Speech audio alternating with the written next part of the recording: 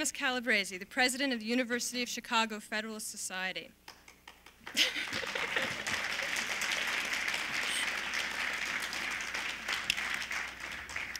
Thank you, that was unexpected. On behalf of the National Federalist Society and the University of Chicago chapter, I would like to welcome you to our 6th annual National Symposium.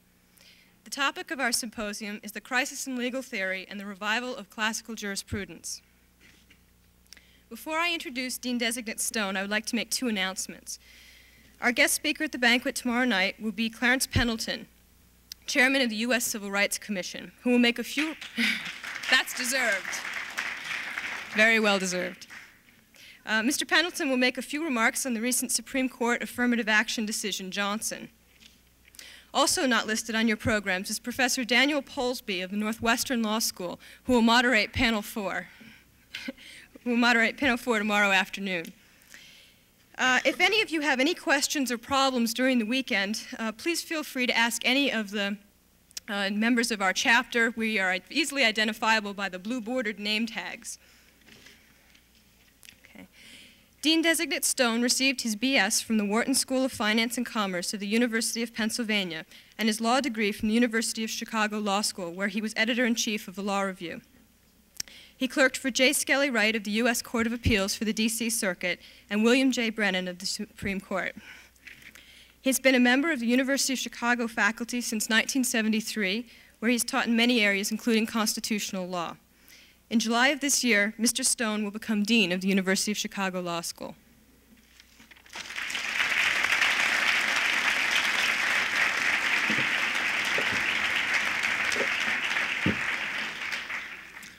In welcoming you to the University of Chicago Law School, I am merely a stand-in for Dean Casper, who is abroad. Dean Casper has asked me to assure you that he has not skipped the country solely to escape his responsibilities here this evening. He is instead honoring a long-standing commitment to speak in Belgium to a conference of European economic ministers, a group that I regret to inform you that may be even more powerful than the Federalist Society itself. Maybe. As a stand-in for Dean Casper, it seems only appropriate for me to begin with Gerhard's favorite quotation. Those of you who know Gerhard may be somewhat surprised to learn that his favorite quotation is not from Jefferson or from Madison or even from Goethe, but is rather the opening line of a country and western song that was popular several years ago. It goes, and I quote, "Calling it love does not excuse what we are doing."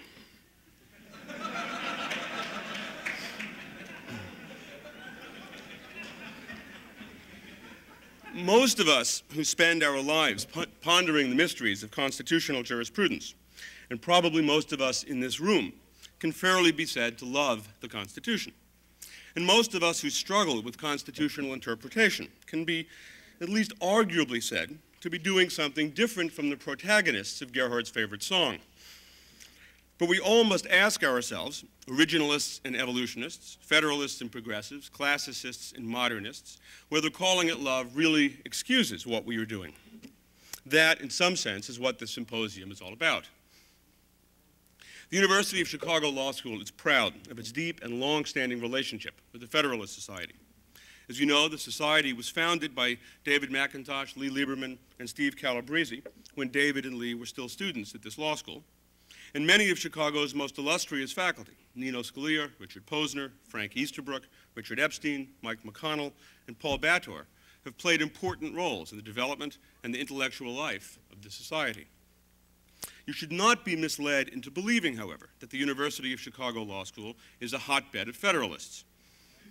To the contrary, this is the school that educated Abner Mikva and Ramsey Clark, as well as Bob Bork and Frank Easterbrook.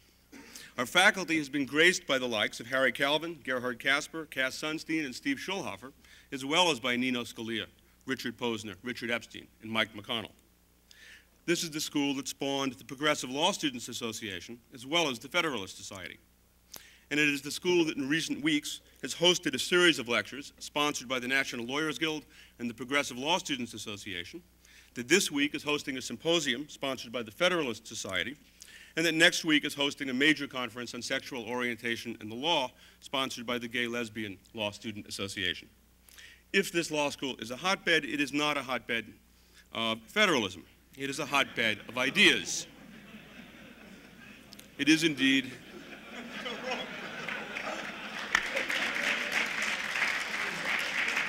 an institution dedicated to the idea of ideas.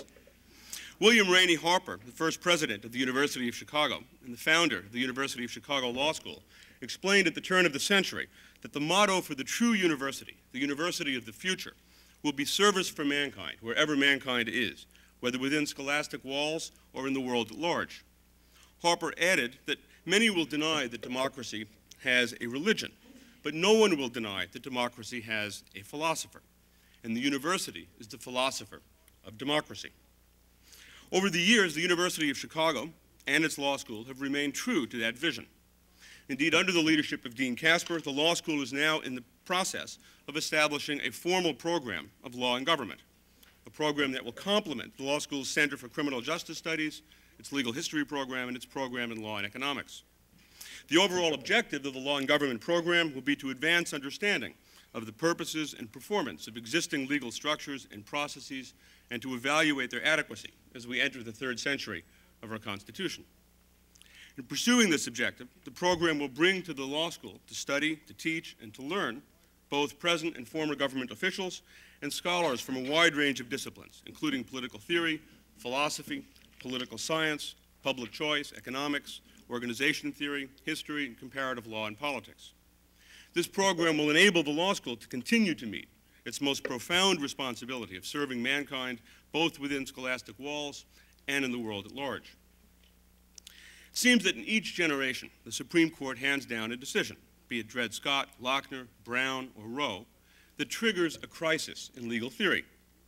Such decisions pose fundamental questions about judicial review, the role of the separate branches of government, the relation between the states and the federal government, and what Harper called the philosophy of democracy.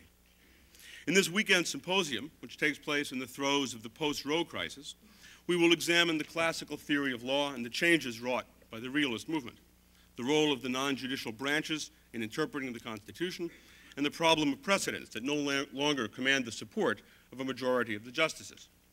We will also explore the doctrine of originalism. Is this doctrine the answer to our prayers, or is it a prayer in lieu of an answer? Is it an honest device for deciding concrete constitutional questions, or is it, as Justice Brennan has suggested, arrogance cloaked as humility? Perhaps in this symposium we will learn what originalism has to tell us about seditious libel, racial segregation, electronic surveillance, malapportionment, and incorporation. There are those who believe that the constitutional jurisprudence of the past 30 years consists of nothing less than an unwarranted arrogation of power by the Supreme Court. And there are others who believe that the doctrine of originalism calls for nothing less than the unwarranted abdication of constitutional responsibility. These are profoundly difficult questions. They've been with us from the very beginning of our constitutional history, and I expect they will be with us at the very end. We will not solve these problems in the next 24 hours, but if we can shed some light and deepen our understanding, we will have made important and valuable progress. Ambrose Bierce once defined responsibility as a detachable burden, easily shifted to the shoulders of God, fate, fortune, luck, or one's neighbor. Like this law school, the Federalist Society eschews this conception of responsibility. And like this law school, the Society has attempted thoughtfully to explore the philosophy of democracy. In this, its 6th annual National Symposium, the Federalist Society has brought to the law school an extraordinarily talented group of professors, judges, lawyers, and government officials to discuss and to debate the crisis in legal theory. On behalf of the law school and on behalf of William Rainey Harper's University, I welcome you.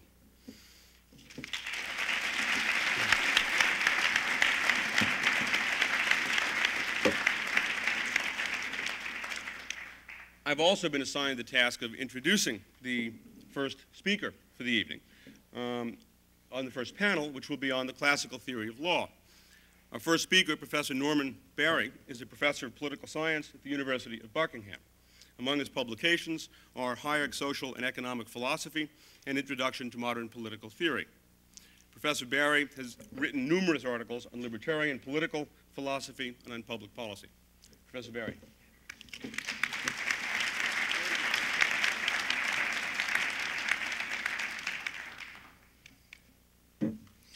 Thank you. I'd first of all like to say how pleased I am and indeed flattered I am to be invited to this very American occasion. I can't see why anybody from Britain should have anything to say to you Americans about constitutionalism, least of all this year. So I felt like I was the only British person in the whole of Chicago today, but, well, I'll see if I can say something about British constitutional experience in the next quarter of an hour or so, something which you may not find relevant, but nevertheless does affect the classical theory of law. Now, we are concerned with a crisis in the theory of law, and no one denies that there is a crisis.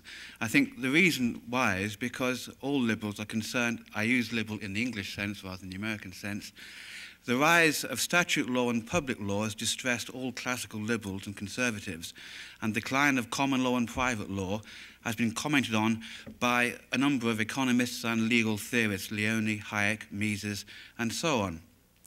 What they've said is that the rise of sovereign legislatures and the effects of majority democracy have combined to turn law into a means of producing social states, purposes, collective end states, rather than law being a body of general rules to guide individuals in the pursuit of their privately chosen ends. So the crisis of classical law is to do with the question of freedom and its preservation. And the argument is that freedom cannot be preserved in an atmosphere of increasing public law and increasing state involvement with individual activities. I suppose the quotation that comes to mind when I think about law and liberty is Bentham's. He once described every law as an infraction of liberty. Well, that's a position not taken by classical liberals and neoconservatives in the sense that they see a consistency between law and liberty.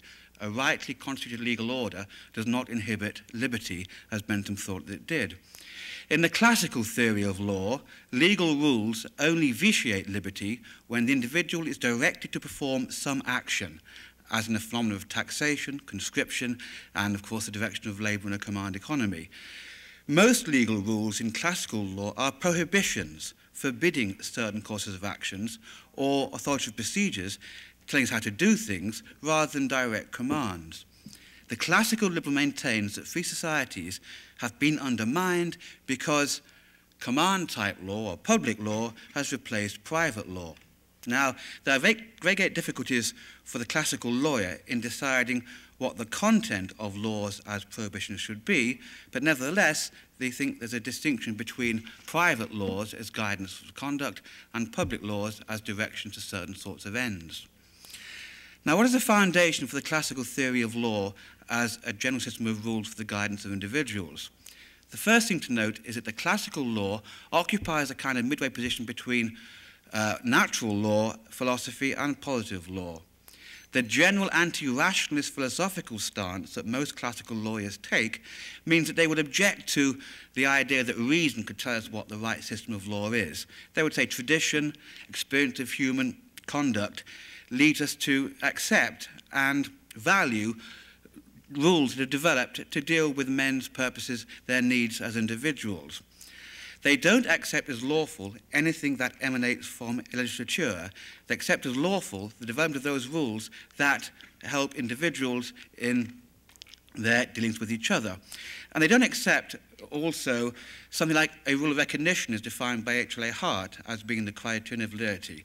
A law isn't valid merely because it meets with some kind of constitutional provision. Law must, in some sense, to be genuine, meet with men's purposes and needs. So the first thing to note about the classical theory of law is that it denies that law requires an author. Now, almost all positivists in jurisprudence start off with the assumption that law requires an author. Just like books require to be written by somebody, surely laws require to be written by somebody. In Britain, of course, the positivists were the sovereignty theorists who said that all law is authored by a sovereign parliament. In America, the realists said, in a sense, that all law is created or authored by judges in their decision-making activities. So while realists and English politics are rather different in where they in how they define the author of the law, they are at one in a sense denying that law can develop independently of a particular will. But as Hayek and others have argued, this is an error. For a whole tradition of Western legality shows that coherent and predictable legal orders can develop independently of will, design, and intention. Of course, the common law is the paradigm case of this phenomenon, and it is the acceptance of its rules as appropriate guides to conduct that constitute their legality. AWB Simpson, an English common lawyer, says, quote, "Common law rules enjoy whatever status that they possess, not because of the circumstances of their origin, but because of their continued reception. Thus, the English law of contract has developed entirely without the aid of a single statute." The attraction of the common law system to a liberal individualist should be obvious. It is developed through individuals settling their disputes by reference to its rules, rules that exist independently of will and which themselves embody non-articulated moral notions. To quote Simpson again, "In the common law system, no very clear distinction exists between saying that a particular solution to a problem is in accordance with the law and saying that it is rational, fair, or just." There's a connection between morality and law in the common law system. Now, one can conceive of a classical theory of law as protecting individuals, as providing guidelines for conduct. In terms other than slow development, there are obviously written codes that can do this. But if you look at a thinker like Hayek, we can see a growing perception of the values of spontaneously generating legal systems. In his perhaps most famous work, The Constitution of Liberty, in 1960, he was indifferent between a body of general impartial rules in the form of a code or whether it developed spontaneously by a common law system. However, much later in Rules and Order, the emphasis in that book is almost entirely on the virtues of spontaneous or unplanned legal orders. He does this for, I think, an important philosophical reason. The reason is that he would now argue that the human mind, even his mind, is incapable of, in a sense, encompassing the complete range of social knowledge. The legislative mind, the mind that designs the code, will not have the knowledge to take account of all future circumstances. Since most social knowledge is dispersed amongst a wide variety of people, then it is better developed and advanced by slow development through common law decisions rather than by carefully designed codes. The code can never capture all that we know about human society. Hence, legal reasoning for Hayek cannot be mechanistic or deductive. It can't be a matter of applying fully articulated principles to particular cases. Hayek, like others in his classical tradition, likened judicial activity to puzzle solving, in which a judge tries to find an appropriate rule to fit a particular case. It is not the function of the judge to bring about some desirable state of affairs, but to find objectively the right decision within a general system of rules, a system that exists independently of judicial activity itself. Therefore, the distinction comes about that Hayek makes, and that is between law and legislation. Law is the development of a set of rules that enable people to interact without too many difficulties. Legislation is a body of law addressed to public purposes. Classical jurisprudence does not exclude legislation or public law. The common law is entirely appropriate for market society to enable individuals to exchange for their mutual benefit with reasonable security. But these same individuals will not generate all that is socially desirable by these exchanges. There are some public purposes, some public goods in economics jargon, and we need public law to generate these sorts of goods that will not be produced spontaneously by individuals following rules. So the major problem, however, in classical jurisprudence has been a restriction of legislation to those areas of social and economic life which have a genuine public dimension. The relative decline of classical law has come about through the intrusion of public law or legislation into what is essentially the private domain. The continued interference with contracts, the close regulation of economic life on behalf of an alleged public interest, the taking of property, and the construction of welfare schemes on the a priori assumption that private arrangements could not generate such desirable states of affairs have all occurred in the last 50 years. Now, if the common law, classical law tradition is interpreted as a more or less self-consistent, although untidy, body of rules, articulated and non-articulated, it has a validity in a natural law sense, independently of a constitution, a rule of recognition, a Kelsenian grunt norm, or a sovereign's command. The validity of a particular rule will be a function of its consistency with the whole system, and the conformity of rules to that system is also a matter of those rules being not, to an extent, departing from fundamental principles of human nature, first adumbrated by David Hume and Adam Smith. These principles of human nature include self-interest, scarcity, and the fact that people are not naturally disposed towards one another. Therefore, those rules that survive an evolutionary process will be those that meet more readily these fundamental human characteristics than any alternative rule. So, the most decisive contrast between classical law and modern positive law is in the question of justice. Justice in classical law is the impartial application of universal rules, rules that do not discriminate and which privilege no person or group. The point about classical law is that it is neutral with regard to the various outcomes that emerge from a rule-governed process. Legality is doing justice to individuals and not about the generating of particular states of affairs. Nevertheless, it should be pointed out that this whole process has an indirect utilitarian justification because limited justice, just as fairness, has been instrumental in unintentionally generating highly complex social orders. Modern positive law, however, looks to legislation to create desirable end states, justified under the general rubric of social justice. These range from straightforward income distribution through the creation of equal, i.e. unequal opportunities for certain groups, groups that are in no other way discriminated by the law in the rules sense at all. Now, why is classical law broken down, law in a Hayeckian sense? The question, of course, is unanswerable in any uncontroversial sense. Nevertheless, we can point to certain movements of opinion, historical developments, and institutional arrangements which have summed to produce an intellectual and political atmosphere in almost all Western democracies which is unfavourable to the traditional notion of liberty under the law.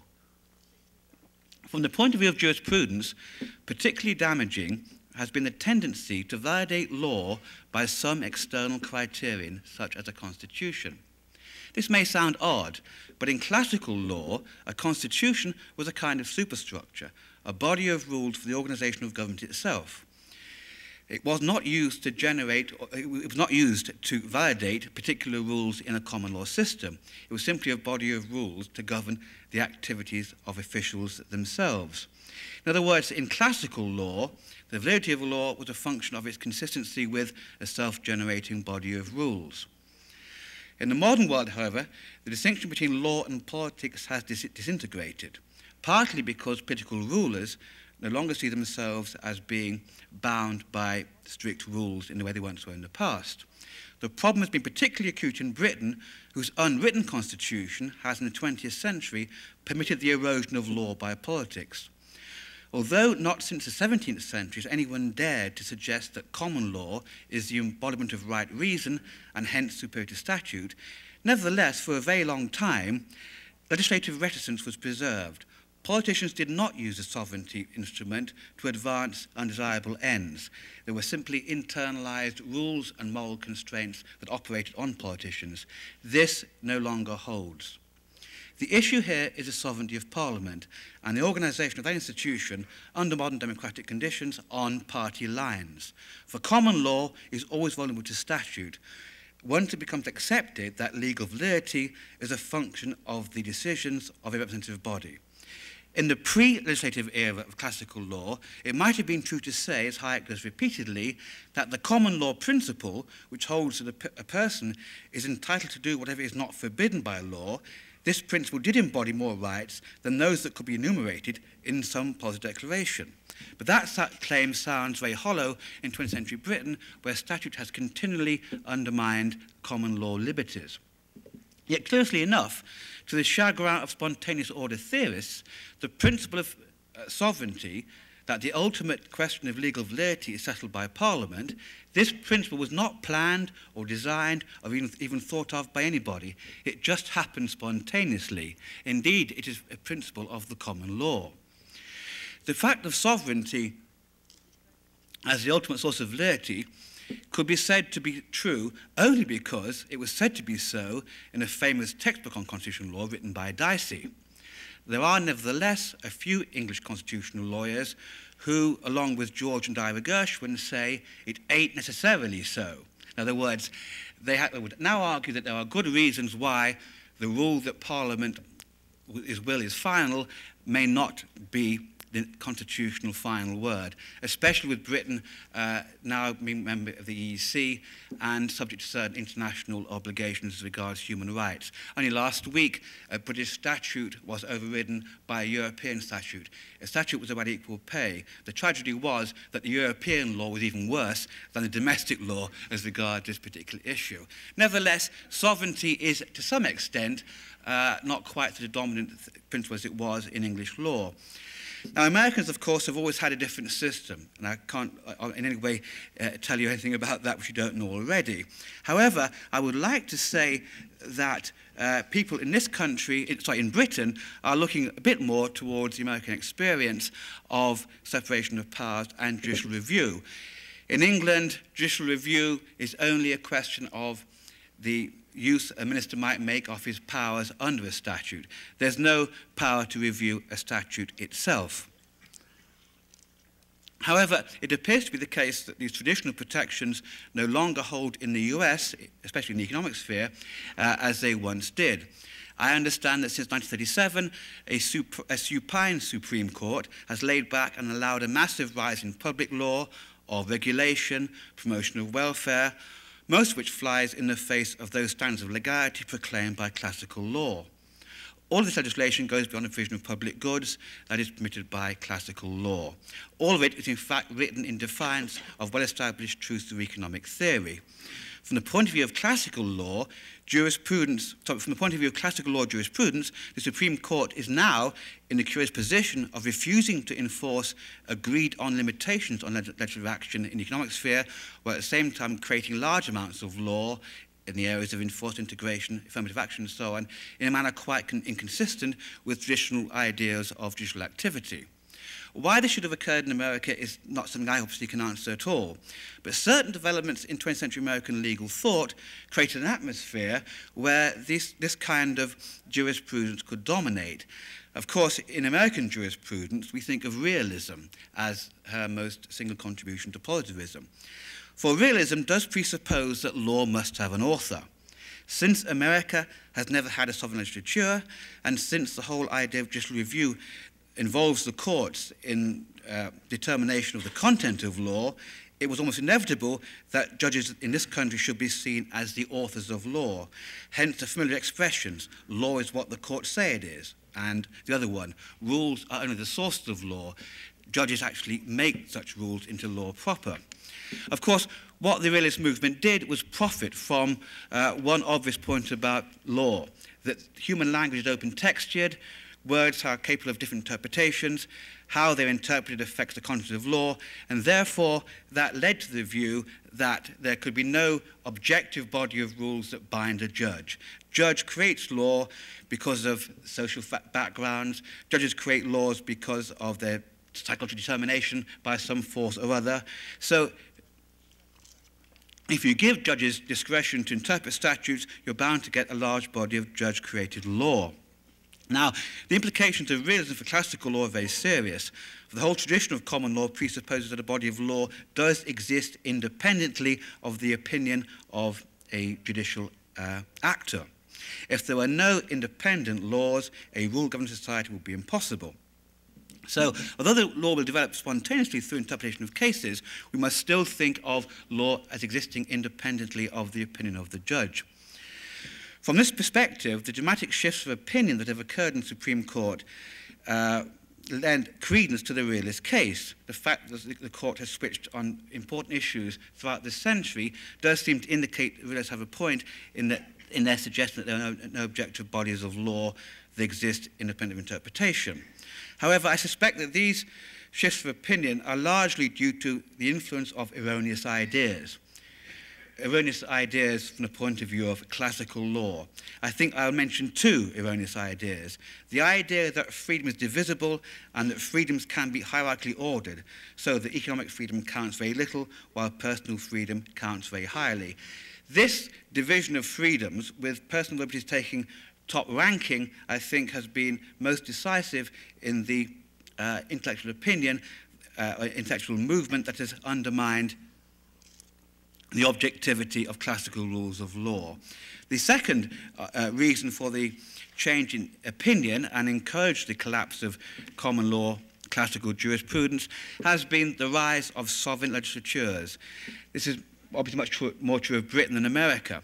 But the idea is that if something has a democratic source to it, if the majority approve, then there can be no further limitations on the exercise of that majority will. This seems to be a mistake, because it has undermined the need for constraints on legislative action. The reason why it's a mistake is because most majorities are in fact not genuine objective views of the common interest, but are collections of interests which impinge on government action. But even if there were a genuine majority will, it's unlikely that a classical law theorist would say that majority will should hold. Why should the majority will hold? In America, as Federalist number 10 has a good lesson in the dangers of majority principles.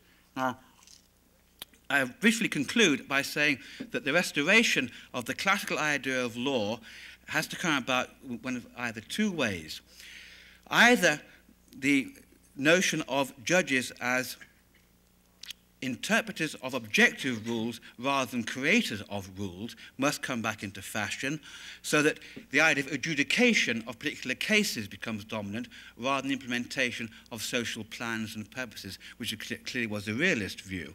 Either that should occur, or an alternative would be a rewritten constitutional arrangement for all liberal democracies in which constraints on legislatures are re-established and made binding on all actors.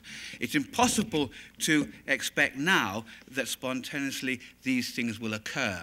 It's almost certainly the case that for Britain especially, there will have to be some kind of rearrangement of constitutional principles, the ending of sovereignty, the establishment of judicial review, and clear rules for political actors.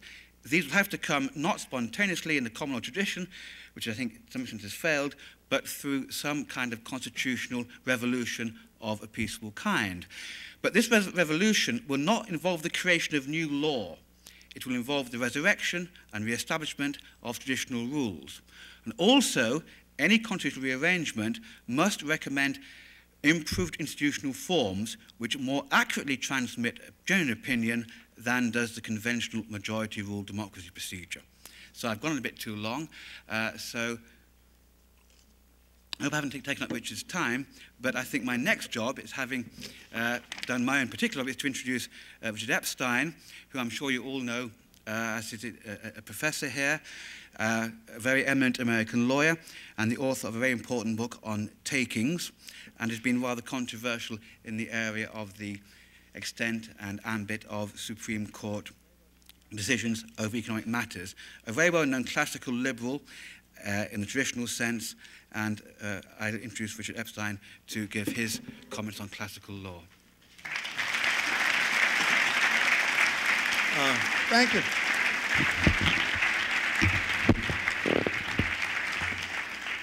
Microphone's still working? Yeah. With that build-up and introduction, you might expect that I would come here and talk about economic liberties in the Constitution and to talk about matters of the Supreme Court. But this quarter I'm teaching Roman law, and when somebody said to me, aha, we're now going to talk about the classical tradition and its revival, I decided that I would take off my modernist hat and would start to talk about something which is old and dreary, but which is nonetheless rather interesting. And the real question I'm going to ask is the extent to which one can find a classical tradition of common law and the way in which it sets the framework for modern analysis. In part, I think I will disagree with Professor Barry, whom I've just heard for the first time on this subject, because it seems to me that the call for revival here of the classical law tradition as the solution to all of our problems is in effect the call for a revival of a tradition which has never been. And what I would like to try to explain is both the strengths and the limitations of the classical law issues, classical law positions, and why it is that the classical law theories themselves stop short exactly where the very important questions of political governance, limited government, and individual rights begin. I know it sounds like something of a contradiction, and it's quite clear that when I speak about these things, I'm trying to describe the way in which a tradition operated in practice in the courts, rather than to try to describe my own normative views about the way in which that tradition serves as an appropriate basis for modern constitutional theory, and indeed for modern political theory generally. Well, if one were to look at the classical law, there are two ways to do it. One is to read the great thinkers about classical law, of whom Hayek would surely count as one. And the other way is to read some of the great classical law texts written by the lawyers themselves to see the way in which they look to and understand the operations of their own system. And I think for these purposes, it's very instructive to get ourselves away from the gladsome and alluring light of political theory and to turn our attention instead to the rather more mundane conditions associated with the actual view of law that classical lawyers took of their own tradition. And an initial view of this Roman law system, and I think you could say fairly a lot of the early common law and continental systems as well, seems to be a system of essentially boundless confidence in the power of reason to organize the way in which legal doctrines ought to control life.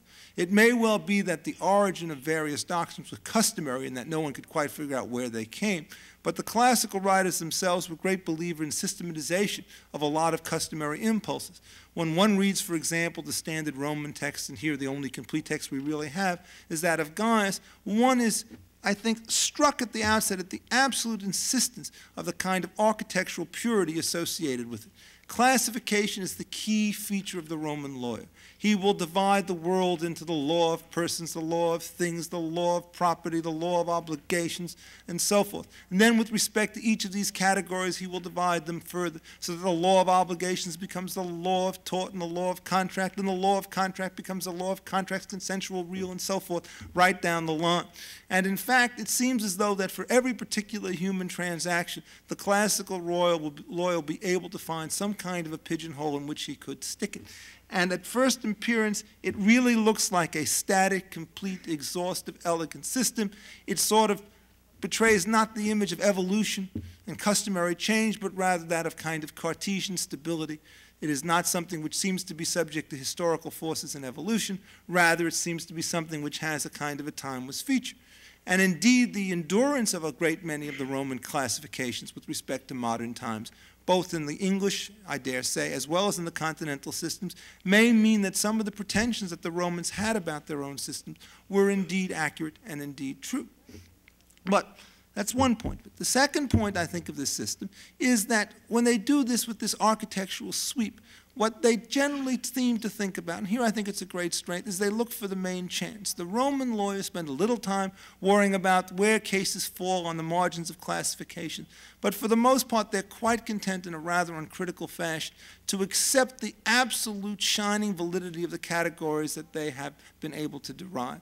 It is not as though they reason to these categories from some more general political theory. It's that they take them as ipsa dixit, as kinds of givens, and their great strength within the law is their ability to take the categories once established and show the way in which they could be manipulated through a set of complex transactions. Their ability to deduce particular conclusions in a formal way from set principles is really quite inspiring. But the questions that one has to ask is how good is this elaborate structure, this architectural purity, if it turns out that we cannot establish the base on which it turns out to rest. And then what I suggest to you is that there's a second side to the Roman or to the classical vision, which is not so optimistic, which is not so unified, which is not so comprehensive, or serene, or secure as the initial impression might give you. The first thing is it turns out that there are really embarrassments with respect to the Roman systems of classification, and time after time, in silent ways, or subtle ways, they sort of hint at them. For example, then they divide the law of property. We were talking about this just yesterday, into law human and divine. They come up with this terrible question of where do we treat the public gates and the public walls, the classic form of public good. And they refused to put it clearly in either category, and yet nonetheless they were forced to develop a series of rules which would govern the occupation, use, and disposition, of which there was none, of something which is absolutely essential for the entire protection of the city. The classification system on the public-private front was very, very weak, and indeed the Roman law with respect to public property was a complete shambles, which was at best captured by a couple of phrases which are not only untranslatable into the English, but were probably incomprehensible as well in the original Latin. That's one problem that one sees. Secondly, even when you move within the domain of the classical private law, that is, for example, the wonderful law of obligations, the Romans constantly give signs of their weaknesses when they talk about the quasi. We in modern days understand that because nobody knows what the difference is between a quasi-administrative and a quasi-judicial body, although we throw these terms around all the time because we're very uncomfortable with the rather rigid division between animal, vegetable, and mineral. What I mean, of course, is executive, legislative, and judicial power as they are set out in Articles 1, 2, and 3 of the Constitution. And the Romans are more or less the same way. But they can't fit things into their schemes. So, for example, to take one particular illustration, what do you do with the law of restitution when you're trying to figure out a universe which is divided between contracts and torts? It turns out that the situation in which obligations are made to pay for benefits conferred is neither a contract because there's no promise, nor is it a tort because there's no infliction of harm upon a stranger. Yet the category of obligations is not necessary, and so they sort of put it in a little bit here and a little bit there, and a lot of the neatness of the system turns out in many ways to dissolve upon closer analysis, so that a lot of the architectural purity that one sees, by the time you push it a little harder, starts to look like the usual messy incrementalism that we associate with any area in which there's active common law litigation. Now, it turns out that there are deeper problems with the classical synthesis, and those are revealed in other ways. And one of the things that you start to ask about the Romans is how it is, of course, you can justify the principles that they have. And typically the Roman lawyers stay away from this particular problem. For one reason, they don't wish to offend the political powers that be, because they know if you want to set your face against the emperor, he can get even with you in ways that would leave it regrettable. And indeed, most of you should understand that Ulpian may have been a classical jurist, but he was also stabbed to death in a political intrigue somewhat after he wrote his classical treatises, so that the division between life and law was not as clean in Roman times as one might like it. Justice Frankfurt was not the first man to get involved in, shall we say, working politics and judicial stuff at the same time. Well, so you then ask the Romans, where do they get the great principles of their system? And typically what happens is you could always find when a Roman lawyer is going to yell, ouch. What he does is he introduces the word naturae or naturale, ratione, somewhere in the discourse. If they want to defend the first possession rule, why do they do it? Well, it's obviously the only mode of natural occupation or acquisition. If they want to defend the obligations that parents have to their children, well, it's obviously natural love and affection. If they want to talk about the obligation to keep promises, it always turns out that these are natural obligations as well. If you want to explain self-defense, well, that's clearly a matter of natural reason. And it turns out that in place after place within the Roman system, the soft underbelly of the classical theory is the willingness to resort to arguments of natural right without any effort to give some kind of systematic account in the way in which these things would be justified and developed. That's one part of it. The second part of it is one has to understand very clearly exactly how far the classical theorists were prepared to push their general conceptions. When the Roman lawyers, and indeed you could say this about the common lawyers that Hayek glorifies and others, talked about their conception, and essentially they were always talking about default rules that were concerned with small number situations. In other words, when a common lawyer was prepared to, or a Roman lawyer was prepared to talk about a situation, typically he talked about 2 or 3 party situations. He might get to a case in which there was a sale of stolen goods, or there was an obligation to make a promise to a third party, but you didn't deal with very complex social institutions on the order of taxation or comprehensive social regulation. So that to the extent that they got their clarity, they were able to do so by a rather judicious selection of the subject matter for their analysis. They picked the kinds of issues which were probably most easily amenable to any legal system, including our own.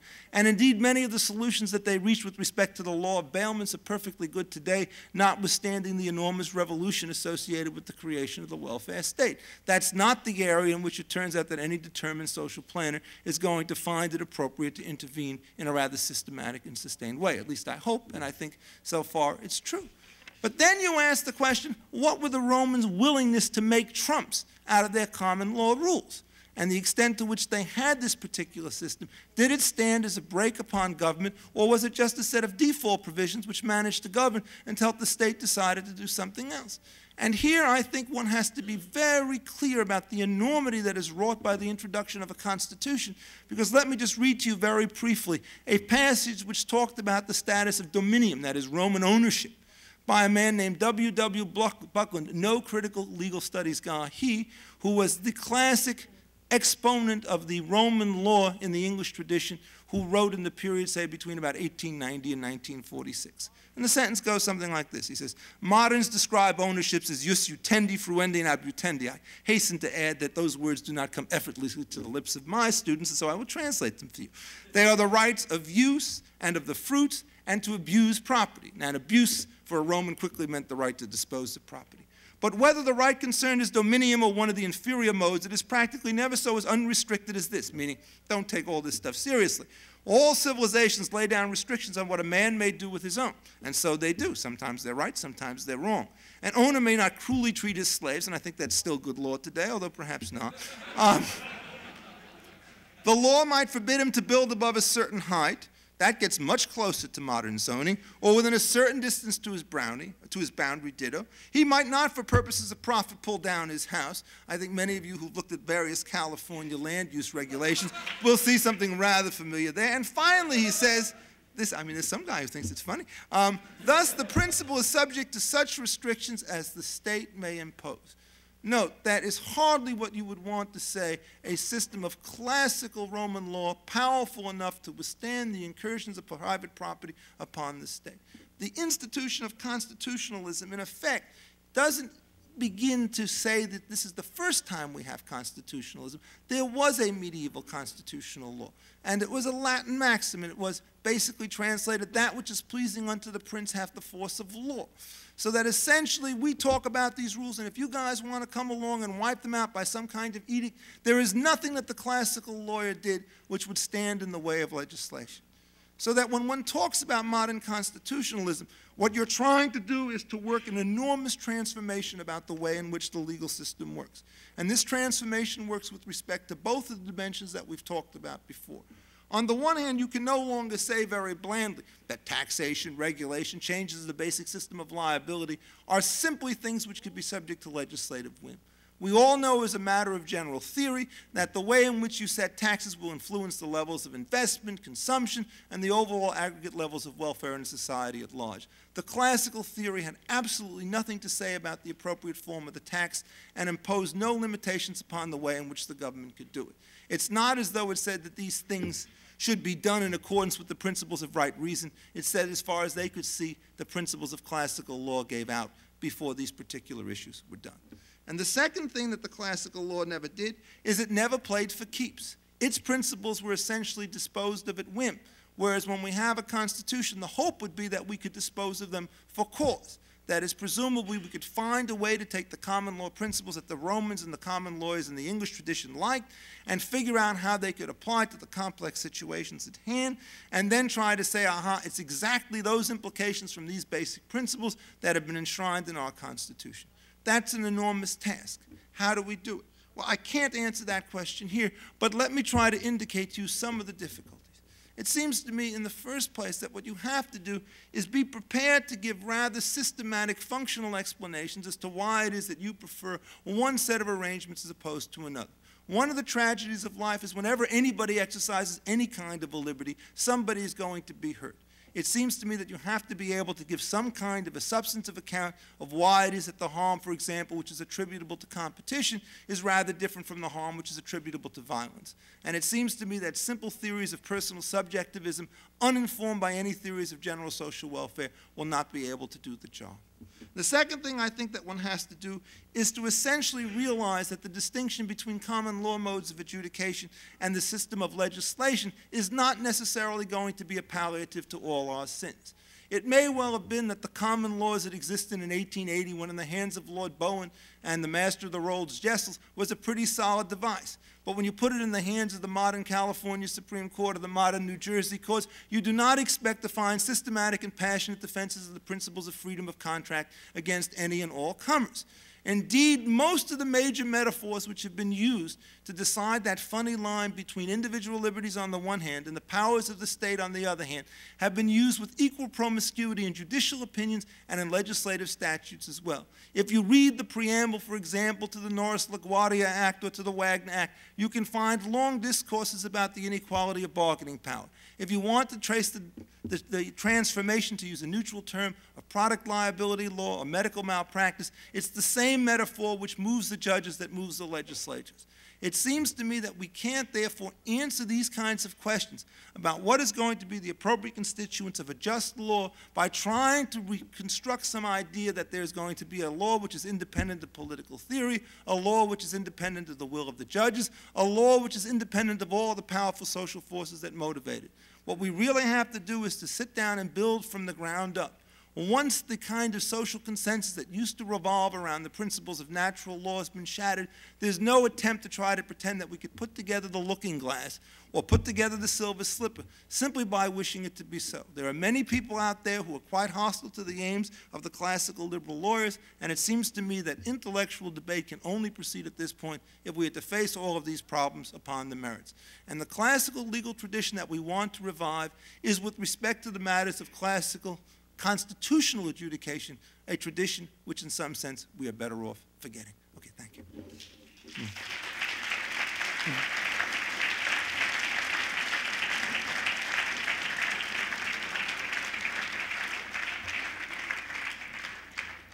I think I'm still the Hobbesian sovereign. Being the only British person, I have to be the only Hobbesian sovereign here. So I carry on introducing the speakers, and next is Professor Gary Peller, Professor Gary Peller, Professor at University of Virginia Law School. So I won't waste more time and give the table to Professor Peller.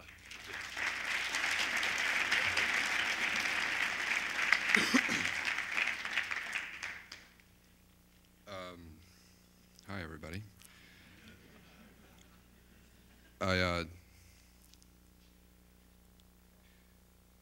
I'm usually talking in this kind of forum to people I believe are misguided liberals in our contemporary sense, and I'm trying to edge liberals to the left. This is a new experience for me, so.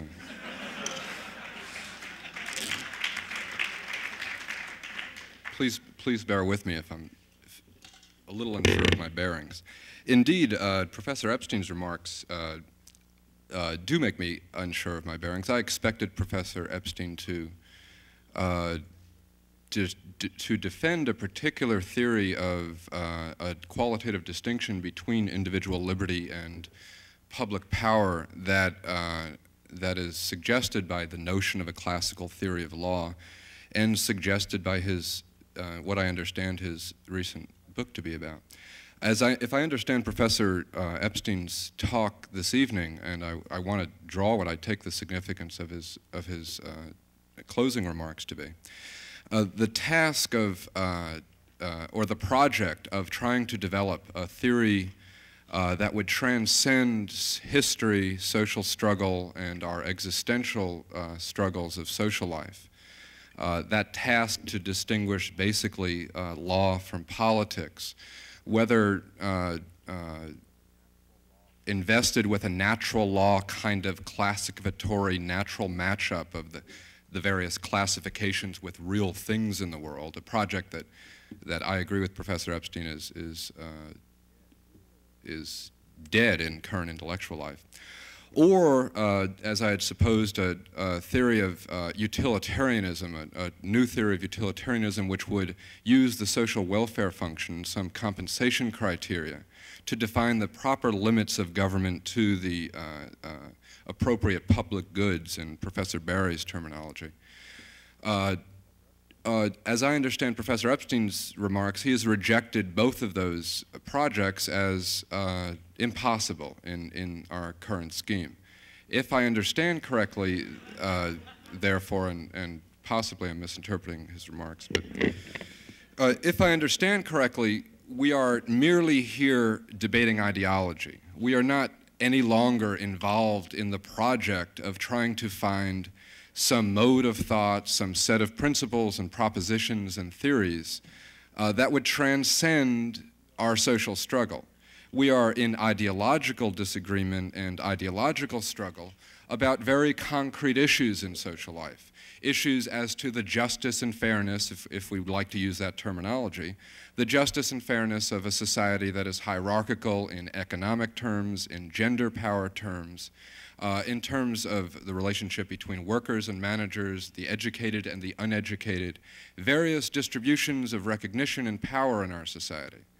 And what the conservatives or right-wing lawyers once promised, that these various hierarchies of our social life were infused with a particular transcendent justice, a justice in the long run, or a justice of just deserts and meritocracy.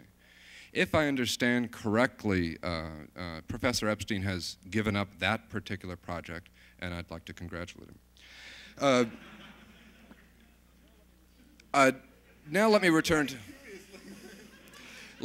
to the theme of classical law, because classical law clearly, whether it's classical law in Roman terms or classical law in terms in which we in the American legal historical experience understand it, was embarked on precisely that task. And the task was basically starting from a notion that we are discrete, atomistic individuals with exogenous talents and tastes, that is exogenous to the existing social structure. On the one hand, and on the other hand, that these individuals created a government which would be public as opposed to private and coercive as opposed to free. How to make those two pieces fit together. And that classical law project was the project of law as a neutral mediator both between the collectivity represented in classical formalist theory by the government, and that's a point I want to return to, the formalism of the identification of coercive social power simply with the government. How to mediate the relationship between the collectivity and individuals on the one hand, and relationships between individuals who would have otherwise in the classical theory no basis for social connection on the other hand. And I'm roughly speaking now from various strands of classical theory, and I'm just going to run the centuries together, but I'm really thinking of Lochner. The basic terms of the Lochnerian classical notion was that the common law, as described by Professor Barry in most of its constituent parts, that the common law could play this neutral mediation role. Individuals have different desires. Individuals are in conflict. There is no natural social connection between individuals. Therefore, without some mechanism to make sure that individuals can meet together in some way to achieve desired results, usually to get to a preferred position in our modernist lingo, there would be simply either a state of anarchy or the threat of simply physical power ruling. That is something distinct from the rule of law.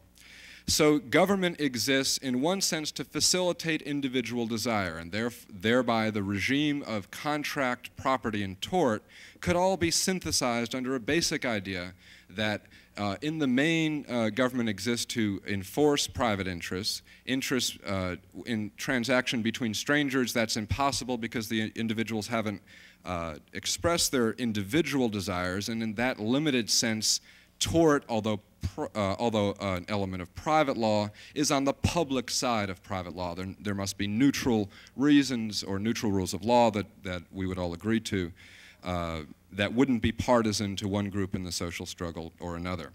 The basic paradigm, though, is not tort but contract. The notion that in a contract, when a common law judge enforces a contract, the common law judge is not participating in an act of social regulation, an act that, in Professor Barry's terms, would be an act of legislation. Rather, the common law judge is simply ratifying or confirming the individual pre-existing desires of the contracting party. in this very short, abbreviated vision of the classical law, classical social theory, we can see the two constituent elements or metaphors that inform the classical tradition. The basic constituent unit of analysis is the notion that somewhere there are individuals, individual subjects, who are qualitatively divorced from social life. That's the point of exogenous tastes. Individuals who come to social life preformed with desires and tastes, talents, and preferences. On the other hand, there is social life, collectivities, and this leads to the qualitative distinction between the private sphere on the one hand and the public sphere on the other hand. The public sphere is legitimate in classical theory so long as it is neutral to the private sphere. We need the public sphere for public goods. We need the public sphere for the particular public good of ratifying individual desire through the contractual mechanism. So long as this public sphere is neutral to various private desires, it doesn't threaten the private sphere. It is a legitimate government. When the public sphere, however, is overtaken by an interest group and a rent-seeking legislation group, that's illegitimate government, because in that sense the government is taking a side, is partisan, is regulatory, as opposed to merely facilitative. The significance of the public-private distinction and the notion that the individual is some kind of ontologically prior to social life is what I want to focus on. Because what I want to argue is that legal realism, as it's kind of crudely known as what the judge had for breakfast, the Freudian relationship of the judge with the father, and the like, that notion of legal realism is appropriate in some instances. I mean, you can find paragraphs and footnotes in legal realist texts that are like that. But the intellectual significance of legal realism and the challenge that legal realism presents for those who believe that liberty consists of the absence of government, that liberty consists in this classical image of the protection of the private realm, and that coercion is threatened by the government, by the public realm. The challenge that the legal realists presented is the notion that what distinguishes the social welfare state of the post-1937 era from the free market or laissez-faire or liberty state prior to that, or in some place somewhere. What distinguishes those two states of affairs is not the introduction of social power. The legal realists argued that the public-private distinction is simply incoherent. It is not a matter of preferring the private sphere to the public sphere, protecting the private sphere from public power. It is not a matter of choosing a laissez-faire economic system over a social welfare economic system. The real challenge that the legal realists present to those who believe that liberty consists of the absence of government is the notion that liberty conceived of that way is simply incoherent, simply intellectually incoherent. And the reason for that is that there is no private sphere separate from public power. If what scares people about the government is the notion that the government represents coercive social power, the realists want to argue that there is no escape from social power. When the common law judge thought that they were simply ratifying individual free will in a contract, they were ratifying the individual free will as influenced by the existing distribution of entitlements, property rights, and including property rights and all entitlements to be free from harm or privileges to inflict harm. That distribution of entitlements creates a particular powers in some people and loss of powers in other people. There's nothing particularly natural about any particular scheme, as Professor Epstein has pointed out, for doing this kind of matrix of distribution of entitlements. It could be under the common law, and was in different jurisdictions, done completely differently, so that others would be benefited and others would be burdened. What the classical theory of law at its root depends upon is formalism, is the notion that from the abstract idea of contract and property, from the abstract idea of liberty, there are concrete and determinate manifestations, as if the idea of contract contained an intrinsic essence. So contract necessarily means the particular rules of offer and acceptance, consideration, the distinction between free will and duress, the limitations of misrepresentation and fraud, and expectation damages as opposed to reliance damages.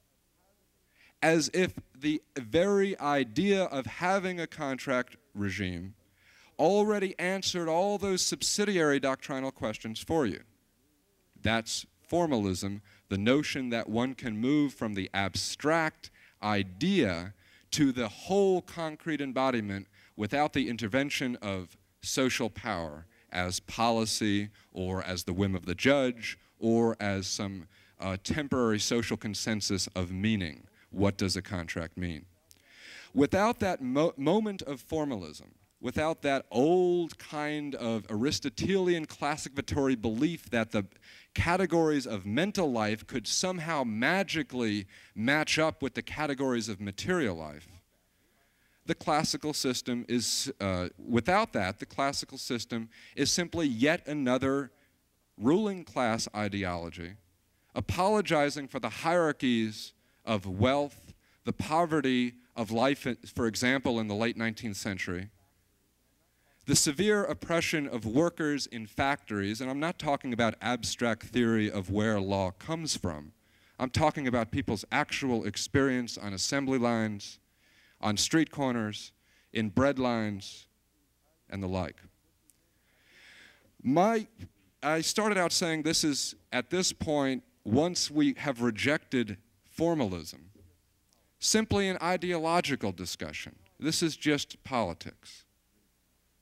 And now I want to give the political reason that I believe I disagree with Professor Epstein, although I'm not sure tonight, although I'm sure I disagree with Professor Barry. It's not that the classical theorists of law made some kind of intellectual mistake, aw shucks, we'll do it better. Law doesn't work like that. Law is embedded and plays a social function in an ongoing social role. These are not epistemological mistakes in the theory of knowledge, mistaking mental categories for categories of material existence. These are rather social ideologies that play a social role. And the problem of the public-private distinction, from my viewpoint, is not the problem that it's unjustifiable after one takes seriously, in any kind of serious account, the legal realist work of Pound and Hale and Felix Kohn. The problem is that the presentation of our lives to us as sharply qualified by a private sense where we are really ourselves somewhere at home or totally alone in isolation. And the notion then that then there is another realm where we are not ourselves, where we have to play public roles, where we are somehow coerced, putting on masks and playing out roles that appear to have no social agency, seems to me to be the very definition of social alienation. The notion that we do not collectively create both ourselves as individual subjects and our social roles. It is an alienation that plays a particular political role in societies. For if we believe that the social roles we play as teachers and students when we put on these masks, or as managers and workers, or most fundamentally in terms of modern controversies, as men and women, if we believe that these roles, take for example gender roles, are simply natural, that they pre-exist us and they are not contingent, not subject to change, but public and therefore coercive and external, then we will not see them as open to change. Now, I happen to agree that the social welfare state in many of its manifestations is not the kind of existential day-to-day democracy that is my utopian ideal. But the notion that we could retreat to formalist, objectivist beliefs without feeding into one of the worst problems of our modern life, the problem of alienation from each other in public life, is a notion that I want to reject. The notion that when we are in private we are free is a notion that recent feminist scholarship has demonstrated to play a particularly pernicious social ideological role, telling women that when they are in their homes in private, that their relationships in sexual terms and in family roles is not the result of public social power, but is the result of their own free choice. That's a lie, and it's a lie that I want to reject.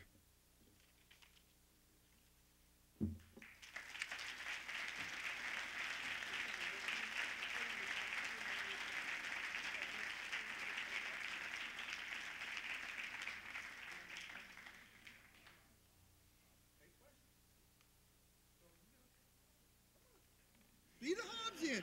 Get up there. Otherwise, I'll take the microphone in the meeting. We haven't got a legal crisis, probably a political crisis. We weren't quite sure who was in charge. I think we take some questions, perhaps, from the audience on all three of the presentations. Yes. Are we supposed to use the microphones? We can hear you loud and clear. Okay. I have a question, I think, directed to Professor Peller. I fail to see, I think maybe Professor Berry might have been making an empirical argument, or he might have been making a phenomenological argument, which I would prefer. I'm not sure, but given that he was talking in terms of tradition, these sorts of things as a way to how we can know what the law is, where is the formalism in his argument? Where is the abstract idea of, you know, the idea that we're moving maybe from some sort of innate idea or some abstract idea? Maybe the opposite of that.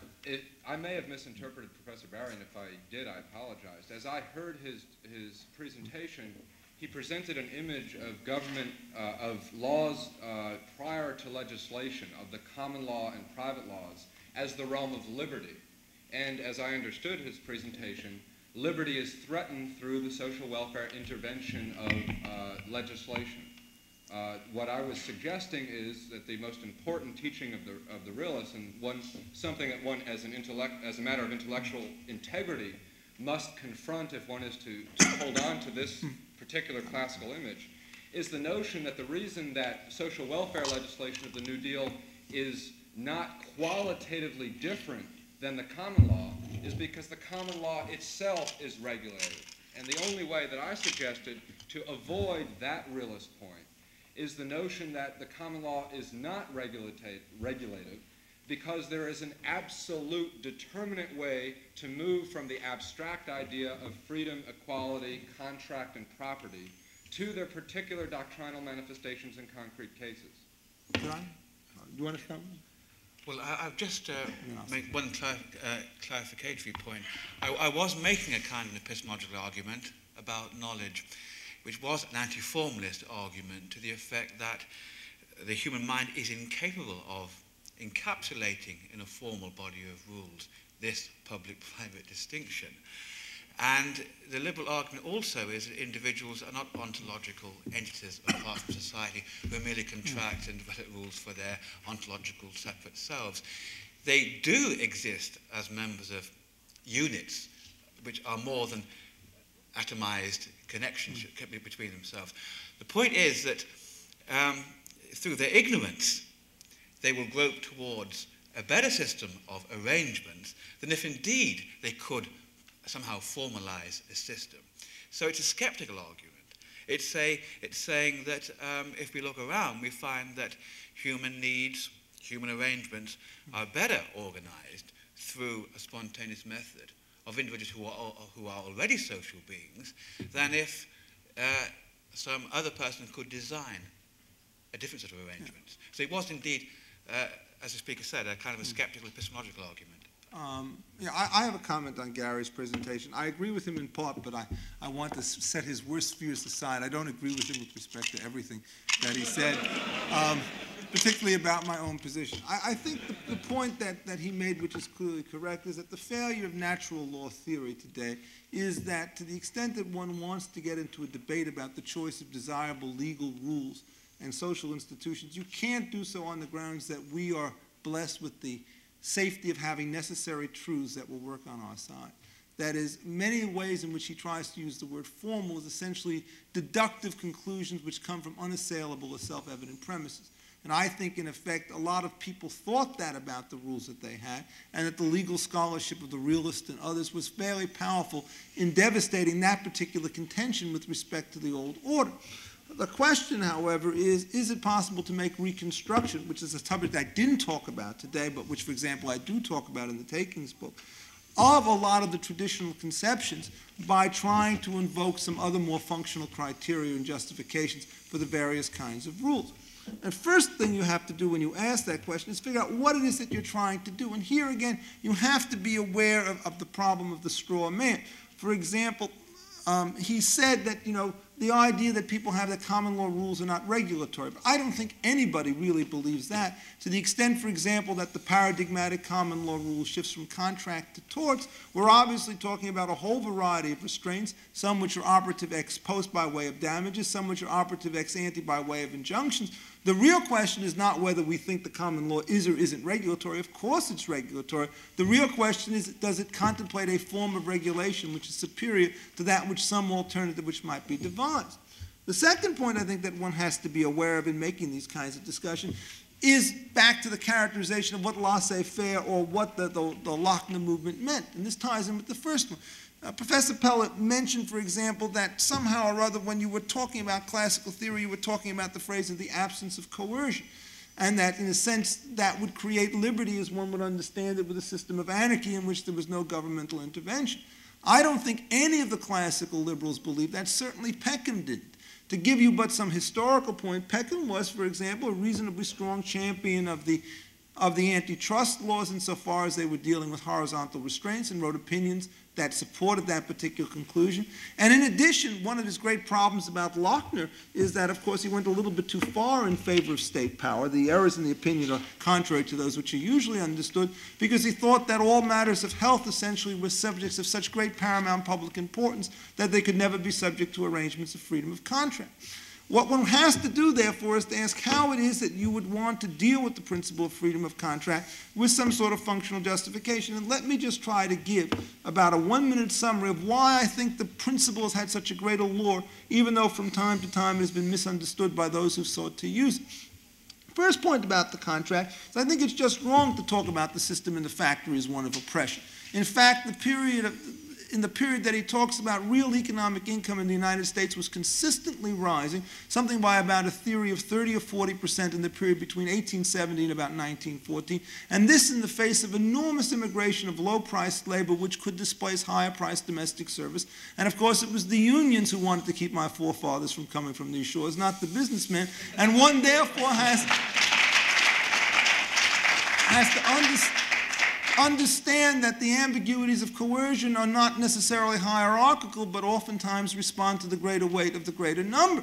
But what one wants to understand about these contracts is that inequality of bargaining power, it seems to me to be incoherent whether it's done at common law, whether it's done by statute, because I take it so long as somebody consents, no matter what his original wealth state, he's going to be better off after the agreement than he was before, because otherwise if he's going to starve, he might as well starve in style and go out with a stock equal to W rather than to W minus X. So it seems to me that the principle of mutual benefit within a bargain is something which is perfectly consistent with a rational social justification of a principle of free contract, and is not consistent with the welfare state, which says that we know better for people what they can do than they could do for themselves. The second half of the argument is, what about the question of externalities? And the common lawyers didn't talk in these terms, but they certainly understood the problem. They were always uneasy about contracts and restraint of trade, and the reason was that they had some intuition about the social losses associated with the move from competition to monopoly, and they were certainly exceedingly hostile to those contracts which prevented, or those contracts which were designed to inflict mayhem, rape, or murder upon third parties. Those were flatly illegal. There was no principle of common law which said freedom of contract governed wholly without regard to the external effects. But what one can say pretty confidently is that if you're looking at an agreement in which there's only a transfer of goods and services and money between two parties, both of whom will be better off than before, that to the extent that you increase the wealth of stock of the two parties to the transaction, the anticipated external effects are going to be positive when taken in the aggregate, because there's now more wealth to go around so that the velocity of voluntary transactions can increase. And once one understands that, the regime of freedom of contract becomes pretty powerful on a social welfare ground, modernistically understood, because we know that there are gains between parties and there are gains with respect to externalities. So it's very hard who can figure out the losers under this kind of regime generally applied. And even with respect to the feminist jurisprudence, it's striking when one looks at the particular catalog of grievances. Virtually each and every one of them turn out to be legal restrictions against entry into certain markets.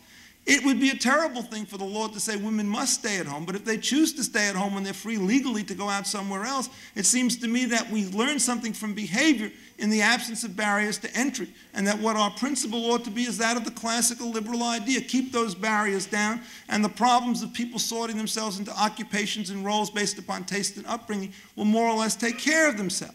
And if that's correct, then what I would like to say is if this sketch works, that we can make the appropriate reconstruction. And indeed, it seems to me as a constitutional matter, huge portions of the Constitution basically adopted this kind of program, even though I'm quite confident that many of the framers, although they glimpsed at the sense of their schemes, could not have given the form or at least systematic defense of it that one tries to introduce here. So I disagree with him very sharply when he says that because the natural rights theorist fails in proving things as necessary truths, that there aren't sufficient social regularities to say that empirically these are the kinds of legal organizations, that is the kind that they adopted as default provisions of common law, that we should try to enshrine as a matter of constitutional protection.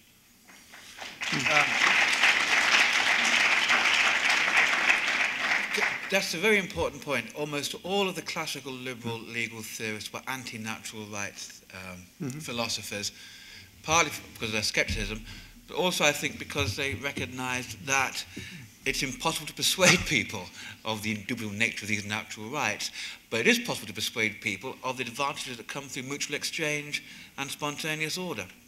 So I think I agree entirely with Professor Epstein on that point. Yes. Yes. Oh, Gary. I'm just going to take a couple minutes because I realize people in the audience want to participate, but Professor Epstein has posed the argument I presented, and I think I wasn't too clear. I wasn't, of course, saying that Justice Peckham was an anarchist. I was saying that Justice Peckham had a particular view of the relationship between the private and the public spheres, and a particular notion of what the content of the private and public spheres were. Of course, Justice Peckham, as I mentioned, believed in a night watch, some kind of liberal state which would take care of the grossest externalities such as monopoly, and some of his opinions in monopoly cases are very nice. The second point that Professor Epstein makes is that there's a functional as opposed to natural law justification for the laissez-faire free contract regime. And here, Professor Epstein, again, and I will try in this discussion to pin him to this point, simply avoids the issue. Is there a natural way to distinguish between freedom and coercion, free will and duress, those concepts as they are actualized in concrete cases, or is there not? If there is not, then the very distinction between what is called free will or a free contract and what is called an unfree contract, the distinction between a contract that expresses preferences and a contract that expresses someone else's will is incoherent, or is itself a function of social power. Professor Epstein wants to offer a very thin justification, a utilitarian justification for the free contract regime he envisions, by using the notion that people are moving to preferred positions. The problem with that notion is you have to start out with a free contract concept. Professor Epstein accepts my argument that you can't do it through mere formalism, through the notion that the distinction between free will and coercion is a natural distinction that we can all simply apply as some kind of vision of natural law. So he moves to utilitarianism.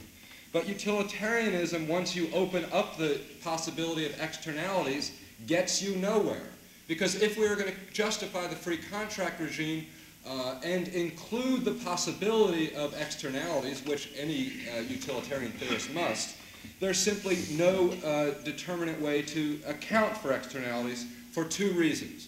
The first reason is that any criteria for evaluating two states of affairs, one in which people have moved to an aggregate preferred position, and the other where there's a suboptimal state of affairs. Any compensation criterion is either totally abstract, merely is filled up by the concept of utils, Or it's more concrete and more descriptive, that is more empirical, but as soon as it gets more empirical, it gets more controversial. Do we include in the notion of aggregate utils people's preferences as to distributional states? No, of course we couldn't, because that would unwind the whole free contract distribution regime. Do we include in terms of what counts as utils to count in the aggregate social welfare function people's aversion to alienation or preferences for social solidarity? How would we count them? These aren't goods that are currently produced in the current market structure. Is the utilitarian function simply a replication of status quo commodities? Or is it wide enough to include the possibility of the creation of new commodities that people might prefer more than the existing market structure? If it doesn't include the possibility of new structures, then the claim can't be made that the preferences are in any meaningful sense exogenous. The second major problem is the problem of third-party preferences. Once we're willing to do an aggregate social welfare function analysis, what about third parties who are really bummed out by people working in sweatshops for 16 hours a day? Because we might not grant these parties a legal entitlement to interfere in the relationship between the employer and employee does not mean that once we move to a utilitarian justification for a free contract regime, there is any basis for ignoring those preferences. They are preferences. To ignore them is a political, controversial, not a simply theoretical question. I think somebody wanted to come over there. Was it the person over there? Yes. I was wondering if Professor Peller could describe a non-utopian situation in which the decision to stay home with the kids would in fact be a free choice. And if you can't describe a choice like that, which would be free, what's the point of critiquing the current choices not being free? I have tried to argue that the notion of individual free choice as opposed to social coercion, that way of filtering our experience of social life, sets up categories that are incoherent.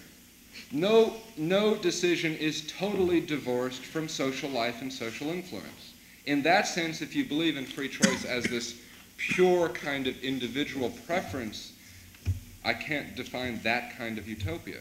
But I can suggest a kind of quality of life where people are fulfilled, where people feel that they are able to develop according to their wishes with due concern for the interests of others. With respect to the specific example, in current terms, the economic sphere and the public sphere generally is still so closed to women that it would be very difficult to say in any particular instance that a particular woman's decision was free, since the range of options is so limited vis-a-vis other males' options. Comment on something? Just can you use the floor microphone, please? Yes. Sure, why not? So people can hear you. Can you speak to the microphone? He's talking back. Oh, sorry. Yeah. Collective choice at its best.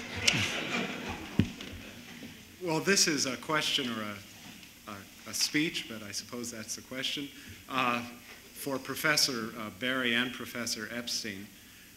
I get the impression that Professor Epstein likes the order that's embodied in the American Constitution because it's remarkably close to a sort of Benthamite utilitarian conception of the sort of interactions among individuals that would produce the best world from a utilitarian point of view. But when one reads the Constitution, or probably more appropriately looks at historical documents that describe the sorts of human virtues that the framers valued, one gets the impression that they at least had all kinds of values that would be rather difficult to capture in a utilitarian calculus, a technique which at its best, I think, suffers from certain technical defects.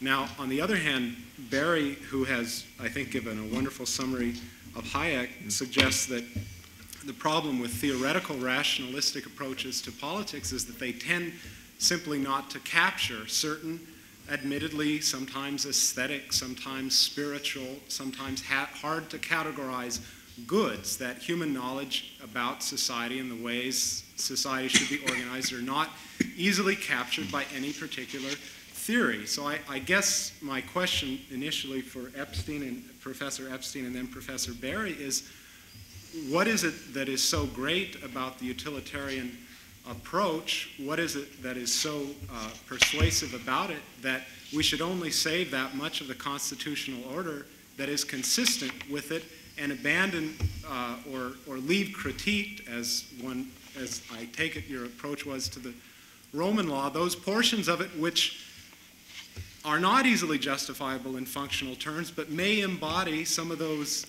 hard to articulate traditional knowledge, those Hayekian, those forms of Hayekian knowledge, which simply can't be captured in utilitarian terms. Can I answer that question? I think there is a real difficulty about understanding what it is that a utilitarian conception of governance entails. On the one hand, one sort of sees the idea that you endow at the outset your legislators or your governors with kind of a perfect knowledge of what is going to go on. And if you thought that people had that degree of knowledge and were well behaved, then in effect you would want rather comprehensive social regulation of all sorts, kinds, and descriptions in order to be able to sort of control and domesticate those elusive externalities of the sort which Gary Peller has talked about.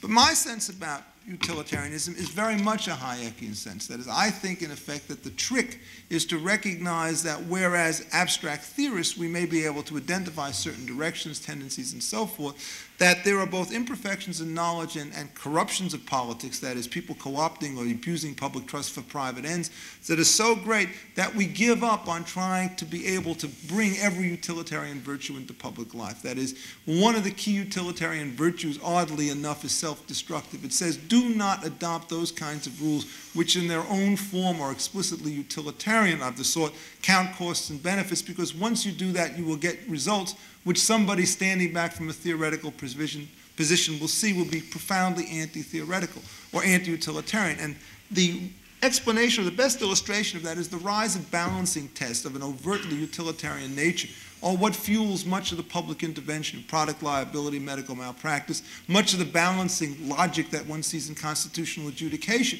These people are trying to be utilitarians, but it turns out that not understanding the difference between an analyst outside the system and a practitioner within it, they simply undertake the kinds of tasks that they can't understand. Let me give you one sense of what some of these difficulties are. Professor Peller noted, for example, that when you want to run the utilitarian calculus, you have to take into the fact that there's some people who are bummed out by virtue of the fact that there are others who are working in sweatshops. But of course, the bumming out phenomenon runs the other way around. There are lots of people, many of whom sit in this room, who are bummed out if somebody else comes along and says, gee, I know what's best for these fellows. I'm going to keep them out at the border so they can starve to death in Mexico. And he gets bummed out by a series of restrictive social legislation. And then you ask yourself, to what extent do you think any government official is going to be able to figure out which set of bummed outedness is going to dominate the other, so that each person can decide just how much outrage he's going to have. There's also a moral hazard problem. If you know that freaking out is the way in which you get legislation your way, then you better get yourself on some uppers, put the other guy on Janice, and do all sorts of war dances in the street in order to get that. So the sense is that you know these things run in both directions. It's not a similarly one-directional phenomenon, as he implied by that example. They're bi-directional, and in fact, you'll get a better assessment of the total utility if you systematically and vigorously ignore those features running in both directions, rather than trying case by case to take each and every one of those sentiments involved. That is, it turns out when you take into account the imperfections of measurement, a lot of the things that a pure moral utilitarian might regard as relevant become essentially irrelevant for the legal order. Does that mean that people who are bummed out by sweatshops are absolutely helpless in my world? No. It turns out that there are all sorts of voluntary aid societies that have to be taken into account. And indeed, one of the things that a classical utilitarian or libertarian like myself would say is that the distinction between legal obligations, and by the way, what I mean by coercion is the use of force, the difference between a hard bargain on the one hand with somebody who's free to walk away, as opposed to putting a knife at his head and saying money at your life. And I think that distinction is clear, even if Hale and Dawson did not understand it in their classical articles on this subject. But there are lots of people who have money. There's nothing which says they have to be egoistic in the way they spend it. And indeed, if they wish to give it to help people who are otherwise in sweatshops or to set up competitive institutions which have certain benevolent enterprises, that's fine. And is this a trivial concern? Of course not. There are billions of dollars even today which are spent in exactly that way by people with exactly those kinds of sentiments. So in trying to understand what the legal order entails, it seems to me that you can't say because somebody who's upset with the way in which things are organized can't coerce other people to do things his way when they choose to bargain otherwise, doesn't mean that he can't spend his own money in order to try to bring about a better social order. And it seems to me that to understand the full liberal construct, it's a mistake to concentrate excessively on the legality side of it. This very powerful set of informal, social, religious obligations is essential to a free society precisely because there are some obligations which you cannot define with sufficient precision and power to bring the power of the state to bear on them. Doesn't mean that social sanctions couldn't be introduced. And when you take the two-tier situation, it seems to me that both of his points vanish. We can define a distinction between coercion and non-coercion because we have a system of property rights which give us the baseline. And not only that, we could also take into account all of these other kinds of externalities, and these are the kinds of things that you're concerned about, because there's always a place for non-unanimous voluntary conduct to alleviate what is thought to be conditions of suffering and to bring about perfectly coherent redistributions of wealth from rich to poor. Well, I guess what my question is the Constitution to be followed, and is the Constitution to be admired only to the extent that it is justifiable in utilitarian terms? I mean, if there's something in the Constitution that is clearly not utilitarian. Yeah, I mean, the answer to that is sure. I don't admire the provisions which say that slaves count for three-fifths of a person for the purpose of the census, but not at all for votes. And it was in the original Constitution, but I'm not going to venerate it. I think the provision was a mistake. And maybe somebody wants to argue the opposite. I don't think it would be Peller. I hope it's not you, but I mean, there are large parts which were blundered. There were provisions which talked about the election of the president and the vice president, which misunderstood the constitutional structure, that were removed by amendment in 1804. And I think the Admiration Society said, gee, those parts of the document were really crummy because we didn't anticipate the importance of the party system with respect to electoral politics. So out it goes. And I think, in effect, you've got to keep the rational system going. But it's a theory of utilitarianism which says, look, for heaven's sakes, do understand the one thing that Hayek understood so well, that the limits of knowledge that we have in public places should very much influence the way in which we structure the organization of our public bodies. There is a distinction between public and private bodies. Unfortunately, the state's got the monopoly of force, and it's that thing alone. There are many employers to whom you can turn. There's only one state from whom you have to run. And that's the difference you worry about.